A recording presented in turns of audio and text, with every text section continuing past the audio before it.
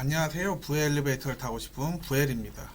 오늘은 북서울자이 폴라리스 당첨자 발표가 났죠. 그 점수를 가지고 청약 가점 알아보고 관리하는 방법, 그 부분에 대해서 얘기를 좀 해보려고 이렇게 영상을 찍었습니다.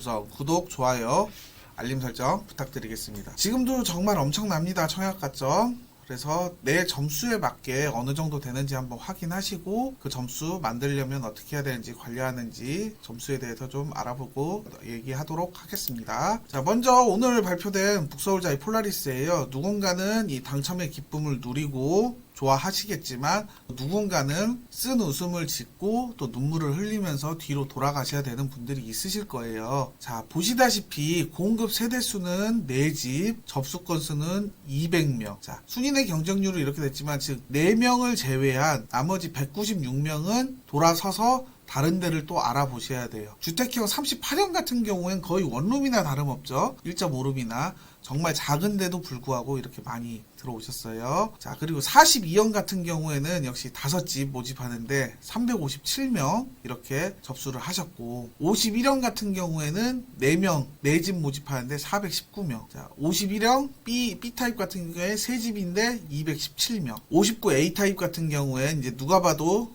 선호하는 타입들이죠. 59에서 84는. 자, 59 A타입 같은 9집 모집하는데 2174명. 241대 1이죠.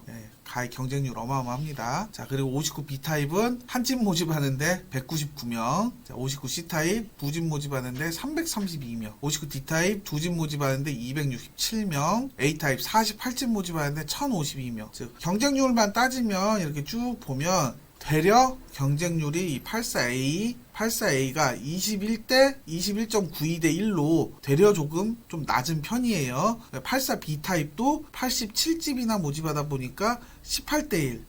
84C 타입이 16대 1로 되려 38에서 59형보다는 더 경쟁률이 적습니다. 중도금 대출 때문에 금액적인 부담이 분명히 커서 그렇게 됐어요. 자, 보시면 어차피 다 84 이하에서는 다 가점제예요. 가점제 같은 경우에서 58점, 57점, 66점 이렇게 있고, 최고점을 보면은 자, 먼저 눈에 띄죠. 69점, 자, 76점, 70점, 67점.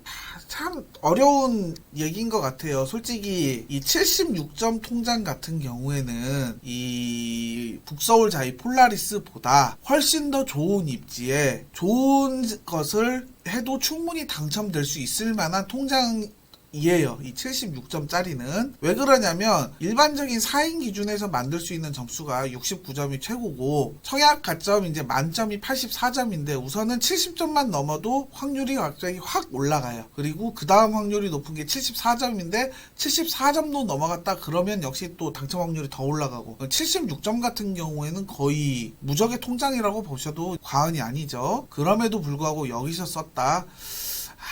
뭐 어쩔 수 없이 쓴 거긴 하겠지만 좀 내심 좀 안타까운 그런 통장이 될 수도 있죠. 조금 더 기다려서 되려 둔촌주공이나 이런 거를 기다렸으면 더 좋겠지만, 뭐 그렇게 기다리기에는 분양가가 너무 지금 올라버리니까 아마 기다리지 못하는 그런 상황에서 아마 쓰신 것 같아요. 자, 우선 가장 기본적으로 점수를 어느 정도 이해를 좀 하셔야 돼요. 크게 세 항목으로 이렇게 나눠져 있습니다. 그래서 총점은 84점이고 본인 점수로 1점, 1항목 무주택 기간, 2항목 부양가족 수, 그리고 입주자 저축기간, 이걸 가지고 이렇게 하시면 돼요. 그래서 입주자 저축기간 같은 경우에는 이게 인터넷 청약 시 자동 계산되니까 크게 문제될 것은 없어요. 근데 제일 문제가 이 무주택 기간하고 부양가족 수를 본인이 잘못 계산해서 부적격되는 경우가 많아서 오늘은 그 부분에 대해서 좀 중점적으로 얘기를 해보려고 합니다.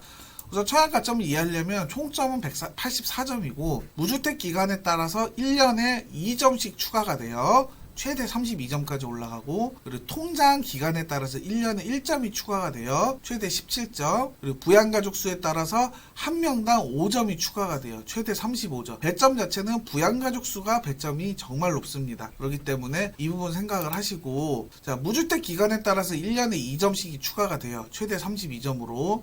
만 30세부터 점수가 인정이 됩니다. 그 전에 이제 인정을 받고 싶으면 그 전에 혼인시, 혼인 날부터 인정이 되고, 그게 아니면 세대 분리를 하고, 30세 이후에도 마찬가지예요. 세대 분리를 하고 일정 금액 이상의 월급을 계속 받는 소득이 인정이 됐을 때는 가능합니다. 그게 아니면은 계속 그 세대원으로 존재를 하면은 계속 0점이에요. 즉 점수가 추가가 안 돼요. 그리고 중간에 유주택자가 되면은 바로 그냥 0점으로 돌아가 버립니다. 그리고 팔고 나서 기존의 무주택 기간이 합산이 안 돼요. 이 부분에 대해서 좀 설명을 드리면, 자, 2000년에 결혼을 했어요. 결혼을 해서 이렇게 무주택 기간을 이제 계속 가지고 있다가, 이런 분들이 좀 많아서 좀 안타까워서 이거 좀 사연을 가지고 온 거예요. 2017년도에 빌라를 구매했어요. 이게 경매로 이제 빌라를 구매했죠. 이게 경매로 하면은 뭐 부동산 투자를 잘 할 수 있다. 네, 그래서 돈을 벌 수 있다. 이러면서 그냥 무작정 빌라를 구매를 하셨어요. 그러고 이제 팔아서 차익을 보셨죠. 그런데 문제는 이때예요. 자, 2000년에 결혼해서 17년 동안 무주택을 계속 유지를 했는데, 자, 이 얼마 안 되는 1년 내에 빌라를 판 걸로 인해서 이 유주택 기간이 됐잖아요. 그러면 이때 이 판 이날로부터 다시 기간을 산정을 하는 거예요. 그러면 이때가 0점, 지금 4년 지났으니까 이제 8점이 되겠죠. 이런 식으로 투자를 하고, 뭐 부동산 투자를 하고 재테크를 하고 이런 걸 다 떠나서 나의 포지션에 대해서 이해를 하고 어떻게 해야 될지 그게 전략을 세우고 하셔야지, 무조건 남들이 경매가 좋다, 뭐 경매로 하면은 돈을 많이 번다, 이런 걸 떠나서 지금 나의 포지션에서 어떤 걸 하는 게 유리한지 이거를 판단을 하시면서 하셨으면은 정말 더 좋았을 것 같아요. 만약에 이분 같은 경우에 이때 2017년도에 빌라를 구매하는 게 아니고 이때쯤에 준비를 해서 청약을 만약에 시도를 했다면, 2017년도면 어마어마했죠. 웬만해서는 서울이나 경기권 좋은 것들은 거의 다 당첨이 될 수 있을 만한 그 정도 점수였어요. 자, 17년 동안 거의 만점이죠. 무주택 만점, 이렇게 통장 만점.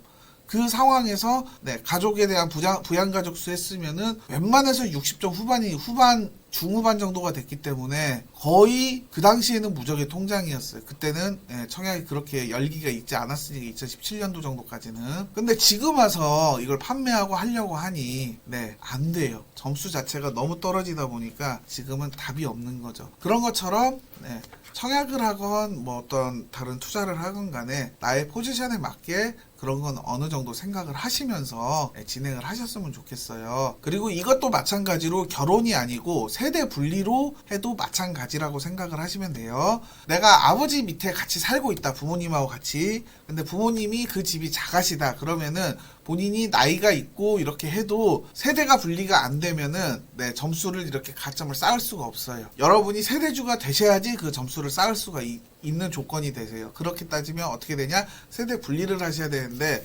우리나라 행정기관 대부분은 아파트는 세대 분리를 안 해줘요. 그렇기 때문에 따로 나가서 집을 구해야 되는 그런 악순환이 되는 거죠. 그래서 되려 이 집에 살면서 부모님 밑에서 살면서 돈을 모아서 그러면서 집을 이렇게 구매 아니면은 청약을 받아서 나가는 이런 조건 자체가 되기가 너무 힘들어요. 신혼부부가 아닌 이상이야. 그래서 자기 점수에 대해서 무주택 기간 이런 거 잘 판단을 해 보시면서 하시면 되고, 자, 다음은 청약통장 가입 기간에 따라서 1년에 1점씩 추가돼서 최대 17점까지 올라갑니다. 통장은 가입 시기부터 그냥 인정이 돼요. 특별한 문제가 없는 한. 그런데 지금 만능통장이라고 얘기하는데 주택 청약 종합 저축, 일명 이제 청약통장이라고 얘기하는 이 통장 같은 경우에는 미성년자도 가입이 됩니다. 미성년자도 다 부모님이 가입을 해주지만, 예를 들어서 0세에 이걸 가입을 하고 지금 이제 만 19세까지 이렇게 했을 때,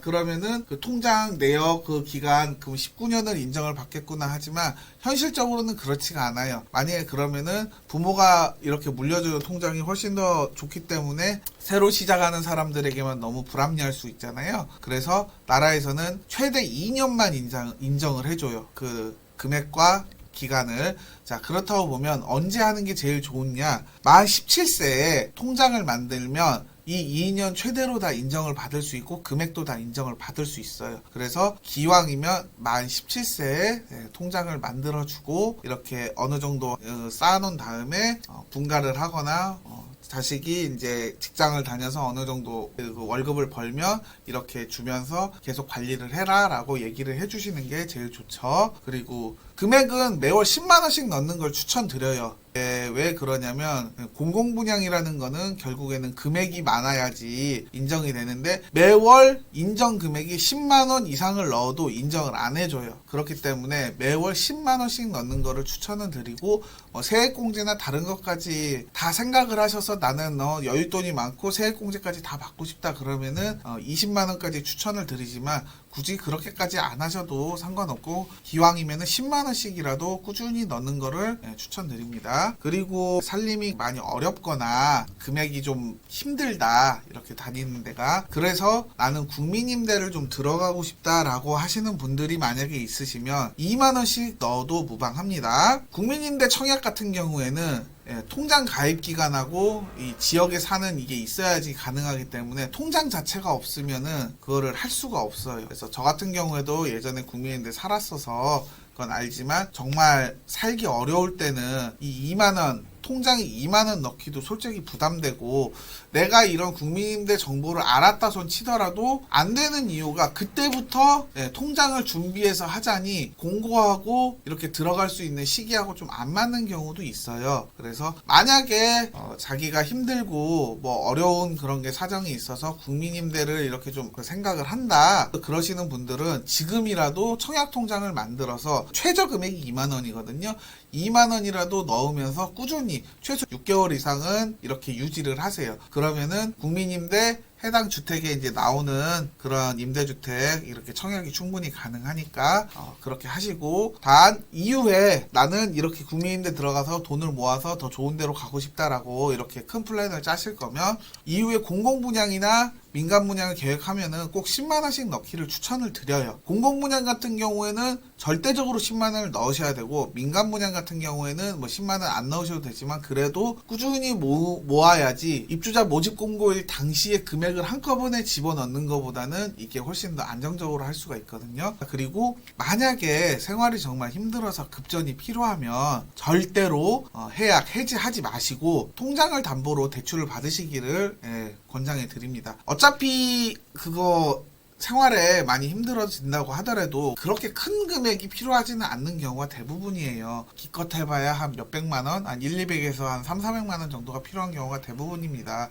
뭐 1000만원, 2000만원 이렇게 갑자기 필요한 경우는 극히 드물어요. 그런데 그 몇백만원이 없어서 이거를 해약을 해버리고 나면 다시 이 통장을 만들고 그 시간을 다시 버는 게 너무 어렵습니다. 그리고 아까 그분들처럼 이렇게 주택을 구매한 거와 마찬가지 통장이 바보가 돼버려요. 그럼 다시 또 처음부터 쌓아야 되기 때문에 그 시간에 대한 그 로스를 무시를 못해요. 그래서 기왕이면 정말 급전이 필요하면 해약하지 말고 통장을 담보로 대출을 받으세요. 이 통장 담보 대출은 예적금 담보대출이라 내 돈을 가지고 담보를 받아서 대출을 받기 때문에 이율도 정말 싸니까 잠시 이용했다가 여유가 되면 다시 이제 상환을 하시고 그렇게 통장 자체를 유지를 하시는 것을 추천을 드리겠습니다. 그리고 가장 점수 배점이 이제 높죠. 부양가족에 따른 점수예요. 총 35점이고 직계 좀비속은 부양가족에 들어갑니다. 근데 직계 좀비속이 아니면 부양가족이 들어가지가 않아요. 그리고 가장 기본적으로 생각할 때 우리가 4인 가족을 많이 생각을 하잖아요. 4인 가족 기준은 부양가족 우선 20점이에요. 이 점 이제 참고하시고 35점 만점을 받기 위해서는 부양가족이 6명이 돼야 돼요. 즉 나를 제외한 6명이 있는 가족 구성원이 돼야 되는 거죠. 그럼 어떻게 되냐? 나를 기준으로 나하고 아내가 있고 아들 둘, 딸이 한 명 있고 이렇게 총 5가족이 아버지 어머니를 모시고 같이 한 집에 산다. 그랬을 시가 7인 가족이고 35점 만점이에요. 근데 실질적으로는 극히 드물죠. 웬만한 요새 가족에서는 이렇게 가족 구성을 하는 게 그런데도 종종 청약통장 이런 가점 결과를 보면 84점 통장이 많이 나오는 걸 보면 참 신기하긴 해요. 위장 전입을 한 건지 어쩐 건지. 자, 보시면 아까 얘기했던 직계 좀비속은 이렇게 되고 안 되는 겁니다. 자, 나를 기준으로 제 실제 이제 동생이 있어요. 제 아내 기준으로 이제 처남이 있고 이렇게 저희 아버지 어머니죠. 아이들한테는 이제 할아버지 할머니지만 아버지 어머니 밑에서 저하고 제 동생이 있고 외할아버지 외할머니 즉 장인어른 장모님에서 이제 아내하고 처남이 있어요. 이 상황에서 저희 이제 큰딸, 작은딸, 아들이 있지만 저희는 이제 5인 가족이 청약을 한다고 하면 그냥 부양가족 수 4명. 아까 20점이니까 한 명이 더 늘어났죠? 그럼 25점이 되는 거예요. 25점. 자, 그랬을 때 내가 부양가족 수를 늘리고 싶다 그러면은 자, 아버지, 어머니를 모시고 살면 돼요. 자, 그러면 어떻게 되냐? 이렇게 되면 나를 제외하고 1명, 2명, 3명, 4명, 5, 6명. 자, 그러면 부양가족 수가 6명이 되는 거예요. 그러면 최대 점수를 받을 수 있는 거죠. 이렇게 진행이 되는 거예요. 즉 4인 가족 기준으로는 만점이 69점이에요. 부양가족을 늘릴 수 없다면은 가족 가점은 고정이기 때문에 이 점수 자체가 변동이 될 수가 없어요. 무주택 기간은 시간에 따라서 늘어나고 청약 통장도 시간에 따라서 늘어나지만 우리 가족이 늘어나지 않는 이상 이 가족 점수는 언제나 동일합니다. 그렇기 때문에 4인 가족 기준 69점을 눈여겨서 보면 되고요. 그리고 이 점수에 맞게 계산을 해보시면 돼요. 지금 요새 커트라인이 몇 점인지 그 커트라인에 대비해서 지금 현재 나의 점수는 몇 점인지 그거에 맞게 계산을 하고 나서 지금 한 요 몇 년 사이에 내가 이 점수를 어느 정도 맞출 수 있겠다라고 하면 청약이 쓸모는 있겠죠. 근데 그게 아니라고 하면 다른 데로 눈을 돌리시는 게 훨씬 더 좋습니다. 자, 극명하게 얘기해서 아까 얘기하다 말았지만 자 보시면 여기 그 84 A타입 기준으로 얘기를 할게요. 자, 이렇게 48세대가 공급이 돼요. 그러면 이 집을 원하는 사람은 1052명이 이 집을 원했다는 거 아닙니까? 그러면 산술적으로 한 48명, 50명이라고 치고 나머지 1000명은 다른 데 어디 집을 구해야 되는 거예요. 이 집이 아닌 다른 집으로. 전월세를 구하든 아니면 다른 구축을 구하든 결국에는 구해야 된다는 얘기죠. 그리고 보시면 여기가 59점이에요. 그리고 아까 보셨죠? 최고점 69점이죠. 자, 내가 한 55점에서 56점 사이 왔다 갔다 하면서 한 1년 정도 있으면은 점수가 될 것 같다. 그러면은 모를까. 내 점수가 지금 4인 가족 기준인데 한 30점대다? 아니면 40점대다?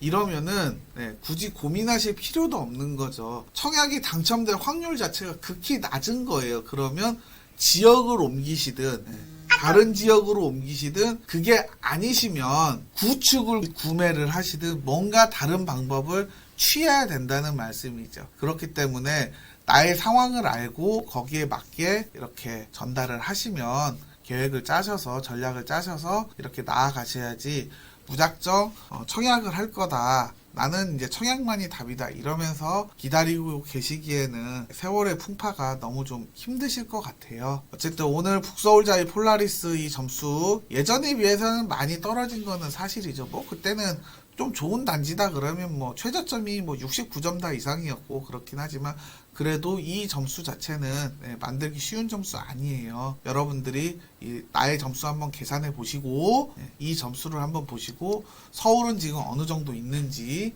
그런 거 한번 판단하시면서 청약 전략 짜시면 좋겠습니다. 이상으로 부엘이었습니다.